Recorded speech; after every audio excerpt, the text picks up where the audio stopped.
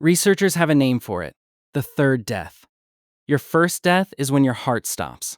Your second is when you're buried. Your third death is the moment the last living person who remembers you forgets. And on average, that happens faster than you think. Think about your great-grandmother for a second. Not her name in a family tree.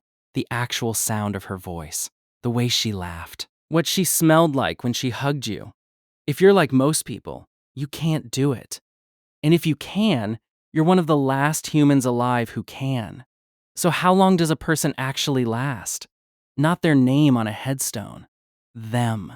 The specific, textured, irreplaceable memory of who they were. In 2014, sociologist Michael Hviid Jacobsen at Aalborg University in Denmark spent years studying what he called biographical memory, the difference between being known about and being known. His research tracked how families talk about relatives across generations, and the pattern he found was remarkably consistent. A person is usually remembered vividly, their voice, their mannerisms, their specific jokes, by the people who knew them directly. That's it. One generation. Maybe two, if grandchildren were old enough to form real memories before that person died. By the third generation, something happens. The person doesn't disappear from the family story, but they flatten. They become a name, a date. Maybe one repeated anecdote that gets told the same way every time, like a photograph everyone has agreed to remember instead of the actual event. Jacobsen called this the shift from communicative memory to cultural memory. Communicative memory is alive. It lives in people who actually experienced you. Cultural memory is stored. It lives in objects, documents, and secondhand stories. And the transition between the two happens faster than almost anyone expects. The number researchers keep landing on is somewhere between 70 and 100 years. 3 generations. That's the entire lifespan of a person as a person, rather than as a name. This idea wasn't invented by Jacobsen alone. In 1992, German Egyptologist Jan Assmann built on decades of memory research to formalize what's now called communicative memory theory. Assmann found the same 70 to 100 year window across wildly different cultures and time periods, not because people had agreed on it, but because it appears to be a hard biological limit. It's roughly the maximum span of overlapping human lifetimes, grandparent to grandchild. After that link breaks, there's no one left who was actually there. But here's what's really interesting. This isn't a new discovery. It's something ancient cultures seem to already understand and built entire belief systems around. In many West African and Caribbean traditions, there's a distinction between two kinds of ancestors: the living dead. People who died recently enough that someone alive still remembers their face and voice, and the fully departed. Those whose last living rememberer has also died.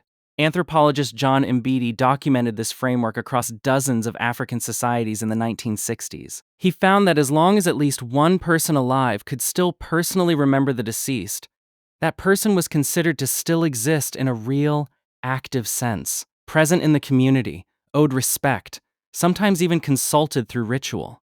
But the moment the last person who remembered them died too, something changed. That ancestor crossed into what Mbidi called the collective. They joined a name list, a category. No longer a person who could be recalled, only a person who could be recited.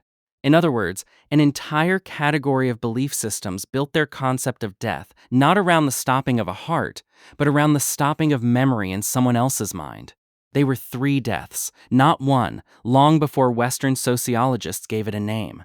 So what does it feel like from the inside to be the last one holding a memory? In 2019, oral historian Doug Boyd interviewed dozens of people in their 80s and 90s specifically about this experience, not about their own mortality, about the mortality of other people, the ones they alone still remembered.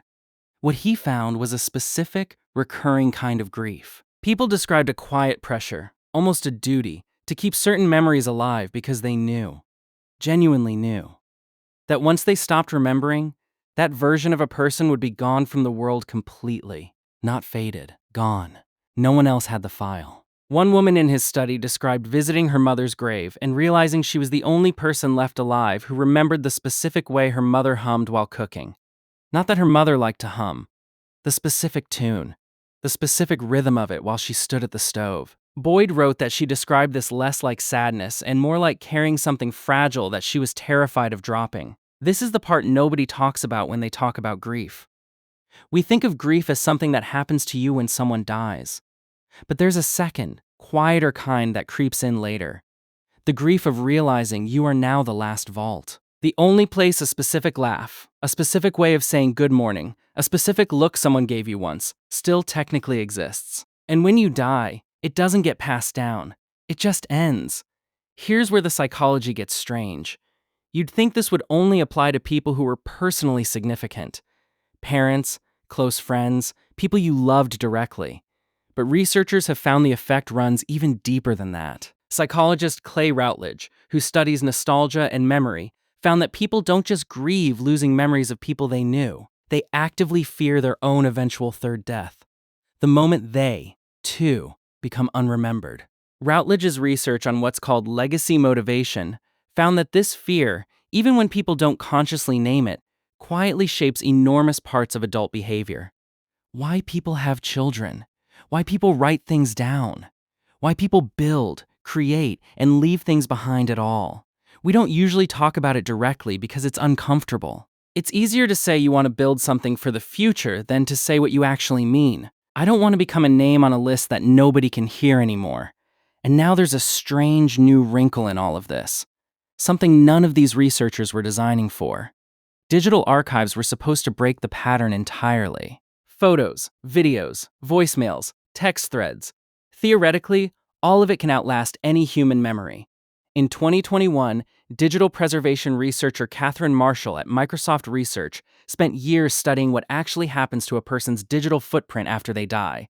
Her finding was almost the opposite of what most people assume. Volume didn't preserve anyone. A person could leave behind 10,000 photos, and none of it functioned like real memory. It sat unwatched in cloud storage, technically permanent and functionally forgotten, because nobody was compelled to open it. Marshall found that within a few years of a person's death, even close family rarely revisited digital archives unprompted. The files persisted. The remembering didn't. A hard drive can outlive a person by decades. It just can't miss them.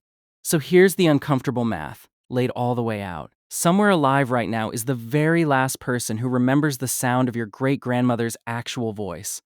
Maybe they know it. Maybe they don't. Either way, when they die, she dies again. The real her, not the name on the records, and not the handful of photographs nobody has opened in years. And somewhere down the line, decades from now, there will be exactly one person left alive who remembers you. Not your job title, not your social media presence. The way you actually laughed when something caught you off guard. The way you said someone's name when you were annoyed at them. The specific version of you that only exists in memory, because it was never written down anywhere else. And even if it was, nobody will think to go looking for it. That person doesn't know yet that they're the last one. They won't know until it's already happened. And when they go, quietly, without any ceremony marking it, your third death happens. Not with a funeral. Not with a headstone. Just an ordinary Tuesday somewhere, where the last person carrying you forgets or dies, and nobody in the room realizes anything just ended. We spend so much energy afraid of the first death. The one with the doctor's appointment and the diagnosis and the goodbye. But it's the third one that actually erases you. And it's already happening to people you've forgotten, right now, without you noticing. Someone, somewhere, just became the last person who remembers a person you'll never think about again. The strange comfort in all of this, if there is one, is that it means you're still someone's living dead. Someone out there still holds your grandmother, your childhood best friend, the version of your father before he got sick. You are, right now, someone's vault, someone's last copy. You could call them. You could ask them to tell you the story again, the one about the humming, or the laugh, or the way someone said good morning. It costs nothing, and it's the only kind of preservation that's ever actually worked. Whether you drop it or carry it a little further is the only choice anyone actually gets to make.